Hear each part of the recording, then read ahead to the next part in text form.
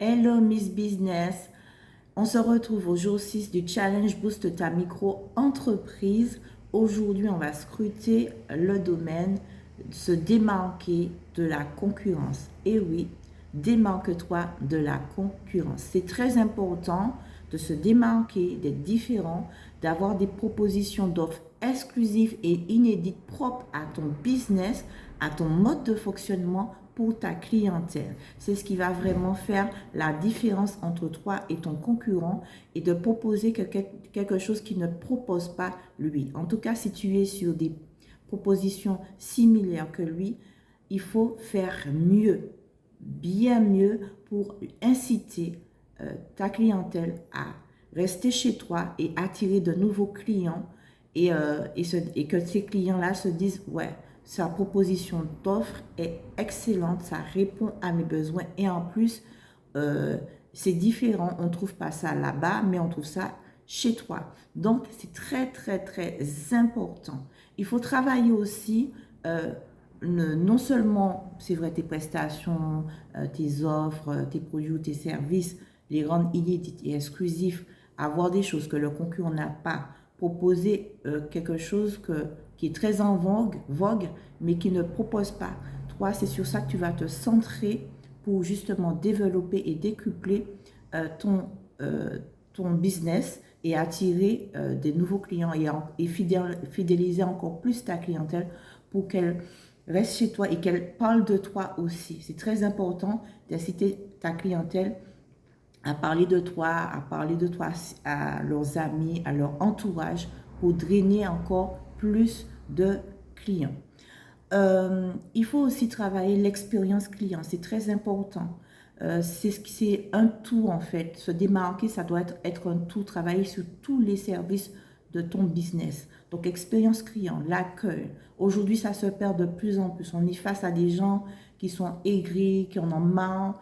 Je peux comprendre, la crise sanitaire a fait que beaucoup ont perdu des avantages et ne sont plus en phase avec ce qu'ils font. Ils ont peut-être un dégoût.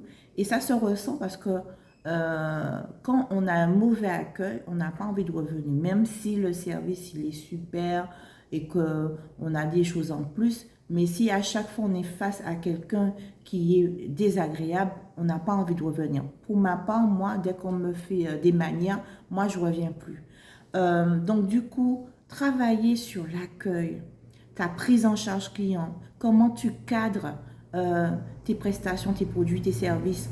Quand tu prends ton client en charge et tu le conseilles, tu lui fais des propositions de produits, de prestations, de services qui pourraient correspondre à ses attentes, quels sont les conseils, l'astuce en plus que tu vas lui donner pendant le conseil que tu développes avec lui et la prise en charge au niveau de l'encaissement. Comment tu l'accompagnes dans l'encaissement, qu'est-ce que tu vas lui proposer en plus pour l'aider à être fidèle et à revenir dans ton établissement, dans ton business. C'est très important de construire ton expérience client du départ jusqu'à la fin de ta prise en charge client. Ensuite, ton univers, créer vraiment un concept dans ton business. Il faut vraiment que la décoration, la façon dont tu agences ton mobilier, tes produits, tes prestations, etc. En tout cas, l'univers, le concept clientèle soit vraiment magique, exceptionnel. Quand on rentre, on se dit waouh, on se sent bien chez toi, on se sent bien dans cette entreprise parce qu'il y a une atmosphère qui détend, qui est bien. Donc il faut voir tout ça. C'est pour cela que je te dis que c'est pas seulement les offres qui se comptent, mais toute ton entreprise, la globalité de ce que tu vas offrir à ton client. C'est très important de travailler sur tous les aspects de ton entreprise et rendre ton entreprise au final inédite, exclusive et exceptionnelle pour ta clientèle. Donc, en gros, c'est ce que je voulais te dire aujourd'hui. La vidéo n'a pas duré très longtemps, mais je t'ai dit vraiment le principal. Donc, pose-toi, 1 heure, 2 heures de temps, réfléchis à ton fonctionnement actuel, comment tu fonctionnes, comment ta prise en charge client se passe, comment tu peux améliorer la prise en charge client, comment tu peux améliorer ton expérience client, et tu vas voir qu'il y a plein d'idées qui vont venir dans ton esprit parce que quand on réfléchit, forcément, il y a quelque chose qui va se passer. Lorsqu'on veut améliorer les choses, forcément, les choses qui sont enfouies en nous, ça s'appelle le potentiel qu'on n'a pas encore exploité, qu'on n'a pas encore défini parce que c'est là, c'est endormi.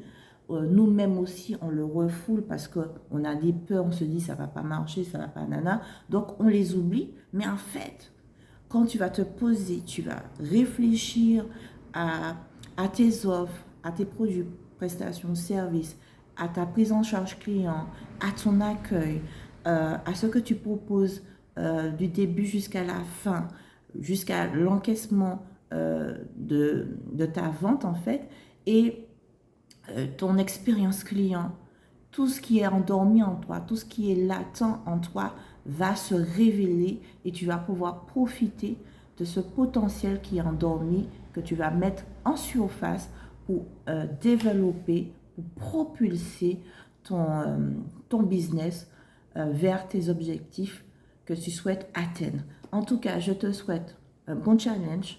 On est pratiquement à la fin, donc n'hésite pas à prendre rendez-vous pour une séance Vision Claire. C'est une séance de travail de 40 minutes qui est complètement gratuite. Je t'aide à booster ta micro-entreprise dans différents domaines, dans le domaine qui te tient à cœur, qui te pose problème en ce moment. Donc, nous pouvons voir tout cela ensemble en Vision Claire. Bon, eh ben, je te souhaite un très bon week-end et puis on se voit demain pour le dernier conseil en or du challenge Booste ta micro-entreprise. À bientôt. Bye bye.